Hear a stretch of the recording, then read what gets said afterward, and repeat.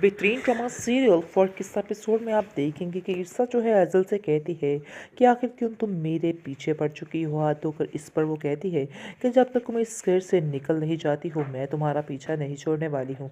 इस पर ईर्षा काफ़ी ज़्यादा परेशान होती है और कहती है कि मैंने आखिर तुम्हारा क्या बिगाड़ा है, तुम मेरा पीछा छोड़ दो और प्लीज़ मेरे मामलात में दखल अंदाजी मत करो। तुम क्यों बार बार जमशेद की बात को इतना कुरेद रही हो।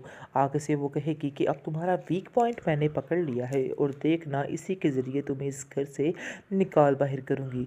दूसरी तरफ आप देखेंगे कि कमाल भी काफ़ी ज़्यादा डिस्टर्ब हो चुका है अब ईर्षा की वजह से। उसको समझ नहीं आ रही कि आखिर ईर्षा को कैसे डील किया जाए, लेकिन जो कमाल की फूफो है वो ईर्षा का ही साथ दे रही है और कमाल को भी समझाती है कि उसकी इतनी उम्र नहीं है, तुम्हें चाहिए कि तुम उसको वक्त दो।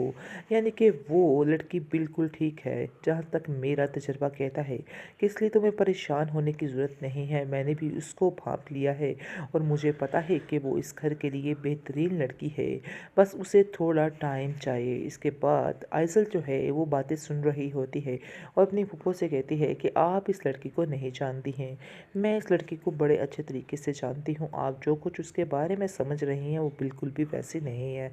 जब आपको उसकी असलियत खुल जाएगी फिर आपको अंदाज़ा हो जाएगा कि वो किस कदर घटिया लड़की है।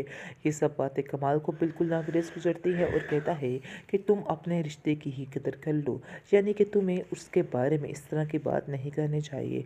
मैं तो समझ रहा था कि तुम बदल चुकी हो और तुमने कहा था कि तुमने सारा कुछ भुला दिया है और तुम अपनी लाइफ एक नए सिरे से शुरू करोगी उसके साथ। आगे से वो कहती है कि हाँ वो तो है था, लेकिन बात ही अंदर से कुछ ऐसे निकल आई है कि मैं कैसे इस बात को इग्नोर कर सकती हूँ।